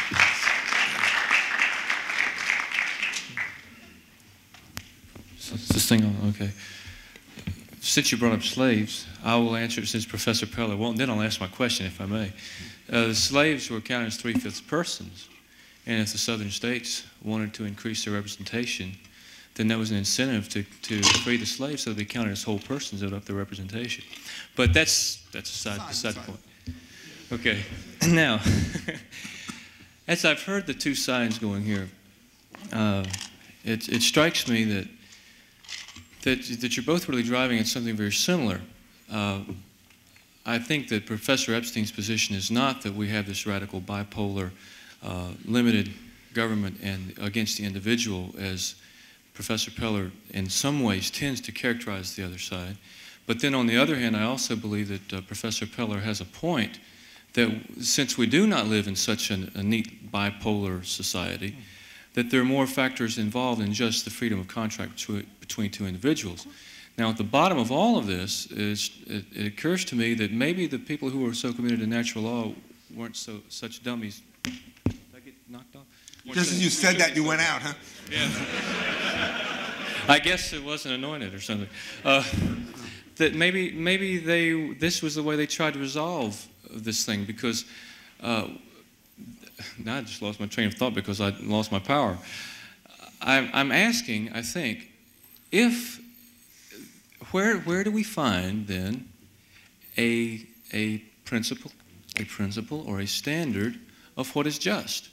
Because it occurs to me that if two people making contracts are, in Professor Peller's view, are not really free, then who's going to help them be free? Is it going to be the state? If the state makes the decisions for them, does that force them to be free? And I know that's not what you're saying, or at least I hope that's not what you're saying.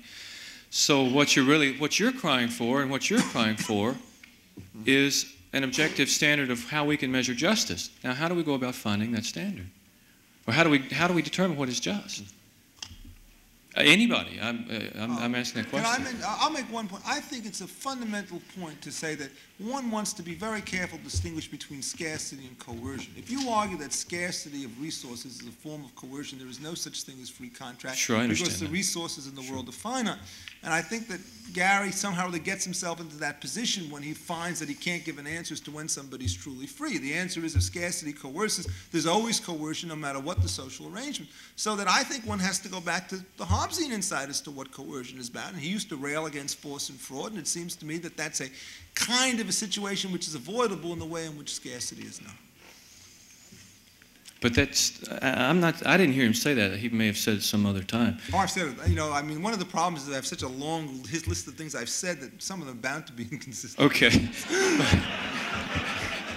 That, you know, I didn't hear him say that tonight, and this is the first time I've ever heard him. I mean, you know, I had, well, never mind. But this is the first time I've heard him speak, and that shows my own ignorance. But still, the question I'm placing before you is, how do we determine the standard of justice? Well, I gave you the theory that I would use, from which freedom of contract. But, well, it appeared to me that you contradicted yourself, because in your main address, you sort of kicked out the natural law tradition altogether. No, I said you could not use the natural law tradition to support constitutionalism, because the natural law condition was always a default. What I said is that you could reconstruct the justifications, and basically the position would be, I think, one, and here I think Professor Barry and I are close, he used the phrase indirect utilitarianism, in which what you do is you recognize that all the cost-benefit calculations come into the formulation of general rules, but once the general rules are in place, you recognize that there are inherent errors if you so laden them with ad hoc exceptions or ad hoc balancing, that all the benefits, that utilitarian benefits that rules generates are lost. So that, and I think a lot of the natural law philosophers of early times were indeed indirect utilitarianism, but they just didn't use that terminology. You certainly could read Locke that way when he said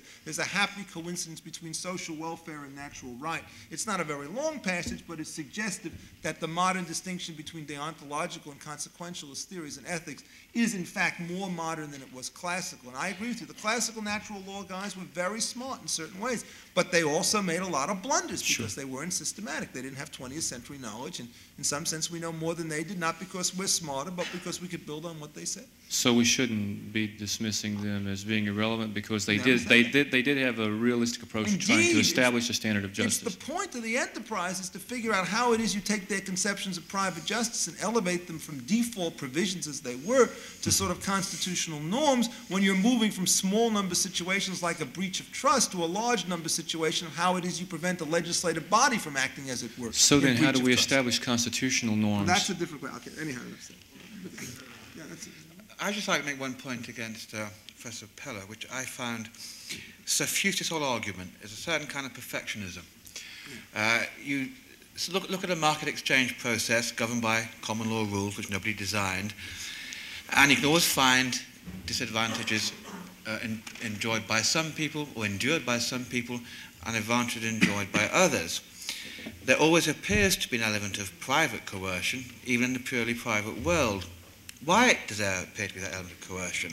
Well, because you have a perfectionist vision of a world without coercion, i.e. a world in which all sorts of human things have been eliminated, like self-interest, greed, scarcity, time preference, and so on. Therefore, if you look at the real world with a perfectionist vision, then you will find coercion everywhere. But you only find coercion everywhere because you've got a kind of a vision of a non-coercive world. And I wish that vision were to be explained more fully for people who take a kind of cautious, skeptical or indirect utilitarian view than I do. I mean, it is possible to look at a market exchange process, you see inequality, and even though the two parties only act to improve themselves, it's still possible to say, well, one comes off slightly better than the other. If it's the Pareto criterion, as long as somebody stays where he is and somebody gets slightly better, then we say it's an improvement. That looks very kind of tame from a perfectionist standpoint. But what disturbs me is that we don't have any alternative evaluation which is at all consistent with what we know about human nature and human experience. So what is the alternative coercionist world you propose? I think that you've mischaracterized my argument if you believe that I was arguing that there is something called coercion that has that is a word, that has a natural correlate in the world, and I can just go out and mash up the word with the thing coercion. My argument is that the mode of thought that operates on the distinction between free will and coercion, and that ends up justifying the gross inequalities of wealth that result from the so-called free market. Excuse me. That result from the so-called free market is itself a political question unless one is a formalist, or unless one believes in natural law in a formalist variety. That is, as Professor Epstein attempted to make the distinction between free will and coercion, that the distinction is made by the existing property entitlements and their retention. What I'm arguing is the distinction between free will and coercion is merely a result of social power. What we call free will is what is not coercion. What is not coercion is what we call free will. Now, unless there is some independent substantive correlate to those things, I would say that the notion that coercion in a contract, for example, only exists when a gun is held to one's head is about like the notion that rape only occurs when there is physical force and resistance and the overcoming of resistance. This is the old world. We're in a new world. I hope not on the rape issue, but Gary? Well, oddly enough, Professor Peller has led into this question as the natural lawyers press in on Professor Epstein. I feel that the world descending upon me. Yeah. No. By the way, when do we have to end this session now that I... one last one. Now, since the notion of legal coercion does depend, at least to some extent, on the baseline of property rights, since that is what determines what constitutes force or fraud for purposes of the legal system, assuming that one would want to do so, how does one avoid interjecting a traditional natural law justificatory element at the level of developing a theory of initial acquisition of property as opposed to exchange, which can be handled by reference to Gary? Subsequently developed contract law? I think, Gary, you asked the right question. It is, I think it can be done. And I think what you have to do is you have to go back to the theory of transaction cost economics, which is not where I would have started this life 20 years ago.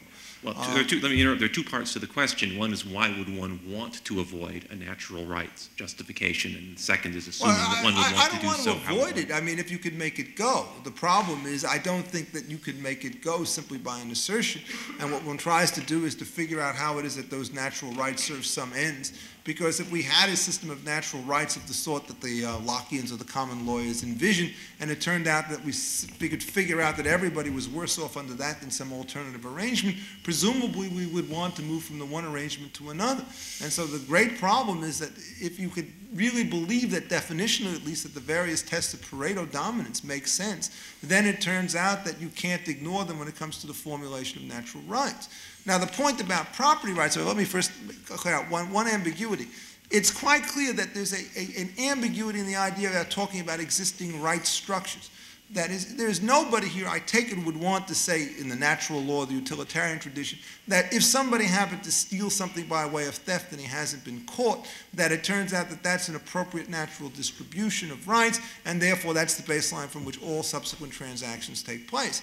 There is a very radical street to natural rights or utilitarian theories, which says that huge amounts of transfers, like, for example, those from the Indians or those acquired by force and fraud from others, are not to be protected, and the great difficulty is to figure out some way to undo them without completely undoing the society. I, for one, would say, for example, that a system of wealth which comes out of a system of rigid apartheid or segregation is not the kind of natural rights distribution that I would want to defend, even though it's the status quo, because there is at least some normative theory, and these rights could be described not as the bedrock status quo, but as violations of that theory, whether it's justified in utilitarian and natural rights terms. So I think that's one point you want to do. The second point is the empirical point. I think Gary is just wrong when he says that when you look at the distribution of wealth, the vast inequalities of wealth are attributable to market situation. I think the empirical argument is that the way in which you get wealth is you get entrenched monopolies through legislation, which allows you to exclude your rivals. If you were to try to use any measure of income dispersion and measure those against relative market economies, against totalitarian societies, and I would say start with the socialist companies, start with all the dictatorships, you will find far greater skews in those areas where people can keep out rivals, because what competition does, in effect, not perfectly, but inexorably and inevitably, is it tends to reduce supernormal profits to certain kinds of returns. And therefore, on the empirical side, I would say he's wrong. You cannot attribute the thing that he dislikes to the kinds of institutions that he is talking about.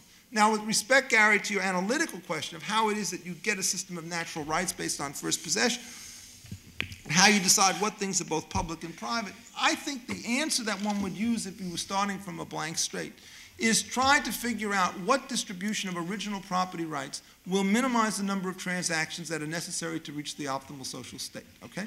That would be the formula. And self-ownership, for example, fits that very well, because it now means we know everybody has a capacity to deal in his own account. You don't have to get all sorts of preliminary transactions to decide who it is who's entitled to deal for individuals. And the no ownership position with respect to the external world, which was a standard common law position, probably does that as well, because first possession is a cheap and easy way to get in there. And then the eminent domain calculus says where the markets break down because transactions costs are too high, we could overcome it. So I think that basically that single regimen, the insight that Ronald Coase started with in a completely different point, if pushed far enough, explains huge portions of what has gone under traditional natural law economy, and essentially makes much more respectable a lot of the natural rights theorists than their own explanations could have given. And that would be, I think, the revolution in thought that one has to think about very seriously. One sentence disappear. And we will disappear. Invoking the notion of an optimal social state as part of the justification for the initial property rights scheme involve laying claim to a kind of knowledge that the Hayekian analysis would suggest we cannot have? Well, only if you're trying, as it's such, to mandate not a set of individual outcomes, but trying to say what we're going to try to do is to figure out some rule which is exceedingly simple, which could work as a default provision. And that's what the common law rules did. They were extraordinarily simple. They were extraordinarily decentralized. The cost of implementation of getting everybody into self-ownership is lower, I think, on a first cut than anything else. And the Hayekian impulse is, don't try and be fancy and overdo that with something which is more convoluted and complex, because you might, in principle, be able to trump the system or dominate the system we've talked about.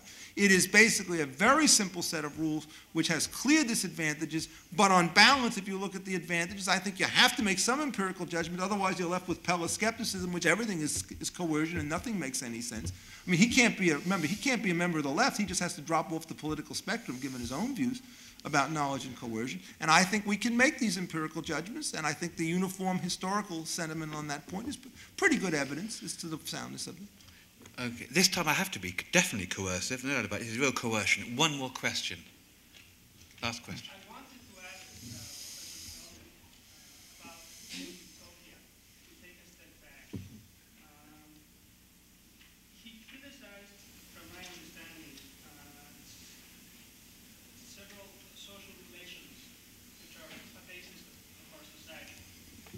And he said that maybe something that is based on market might, lead to an arrangement to provide new commodities that might be more important to the human soul than perhaps material gain. But my question is, what is the alternative? Even if we allow him a utopia, I want to propose maybe that would be worse, it would be more oppressive, in the sense that the coercion would no longer be from inequality, it would be social coercion, which can actually be solved in a more oppressive way. On the one hand, you could say that people would reinforce each other. And if I look around here, I see that people always look at each other in order to get an idea of what they want to be.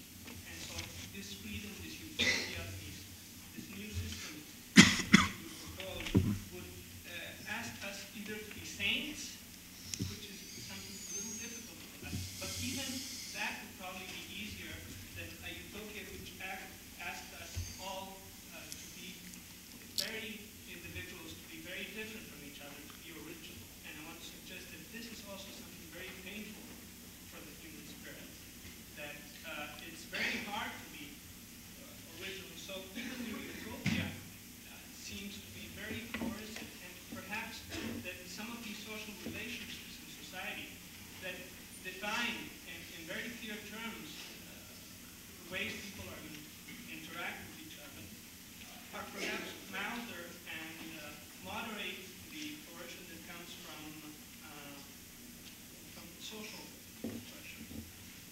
to respond to that, I really wasn't trying to offer a big blueprint for coercion and to try to pull in Professor Epstein's point that I'm off the political map because I believe that everything is coercion. Once again, I don't know why this point is so difficult to understand. The point is that coercion is a social construct, that what gets called coercion is a political choice. The point is, I think, fairly simple. Now, with response to the various hierarchies that between teacher and student, worker and manager, man and woman, and the like that I've mentioned that I believe inhibit the possibilities for social interaction, I was offering as a utopian vision the notion that we do not need to accept these as simply givens of life, that they have a social subjectivity to them, and therefore a contingency. My vision is that we could recover the possibilities for acting out social roles with some conviction and engagement while we're in them, rather than we're playing a part that somebody else wrote, we know not whom. And towards that, I simply will assert from experience that, for example, even if there is some functional justification for the distinction between teachers and students or workers and managers at some point, that has nothing to do with the particular concrete embodiment that they're played out in today. I think that the relationship, for example, in an educational institution, in a law school, between teachers and students ought to be far more democratic, and there's simply no functional basis in either the kinds of fears that you're expressing, that there will, through democracy and through the collective engagement of the terms of social life, be some coercion or pressure. I think that the risks of that are far less than the coercion and pressure that exist as we all kind of act out these roles. I think that law schools ought to be run popularly and democratically. I don't think that's such a bizarre concept. But the genius is, heaven forbid that all of them should have to run that way. Let him run his that way. Let us all run ours our way, and we'll see which way the students come. And then we will get information as to their relative desirability, which we could not make if we make an all-for-one centralized choice. And that turns out to be the key element. He may have a vision of what it is that you want to do, but I think one has to recognize, and this I think is core to liberal theory, that there are different standards that you apply in trying to decide what it is you wish to do with yourself and others who agree to go with you, and what it is you wish to impose by threat of arms and force upon your rivals or upon your neighbors. And it may well be that that's the way to organize a law school. And if so, one could see orderly progress of evolution in that direction without any change in the legal norms that govern contracts. There's nothing about the liberal order or the rule of freedom of contract which dictates the way in which law schools deal with students. And if they want to be changed, there's no law that has to be repealed in order to work that change. And nobody wants to say that people are autonomous in the sense that nobody understands. I think the simple point is that we all know that acculturation is essential. Anybody who has children knows that they just don't grow up like Topsy. The real issue is who's going to do it, one at the center or many at the periphery. And it seems to me it's that choice should lead us to the dangers of monopoly with respect to social experiences as it leads us to the danger of monopolies with respect to ordinary economic affairs. The law school example is a particularly good example. As Professor Epstein well knows, I do not believe in centralized social power as a general construct. I am not either a fascist or a communist. The distinction, though, in the terms of this natural evolution is that the notion now matches up with the notion of externalities. I think there are a lot of people who have preferences that their work life, that their educational life, and that their family lives be different, be freer, be more engaged, be more emotionally committed, be more fulfilling, be more reflective of the self and subjectivity. The fact that the current structure does not produce those kinds of institutions suggests not that a slow natural evolution will produce them. It suggests precisely the opposite of Professor Epstein's point that the market will satisfy everything. And furthermore, the notion that I was arguing earlier for regulation as opposed to a free market again misses the central point that I thought I was fairly clear with respect to the legal realist. The point is not centralized social power versus decentralized individual choice. The point is that both those concepts are incoherent. There is no such thing as the free market not regulated by social power.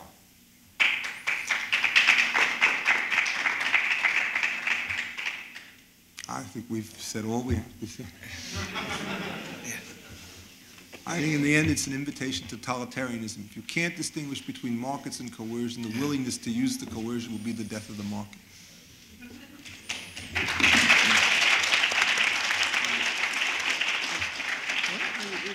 I'd like to thank all our speakers tonight, and I'd like to suggest that all of you join us for a reception in the Green Lounge, which was where our earlier reception was held. If you sort of follow the crowd, you'll get there. And we will reconvene tomorrow morning at 9:15.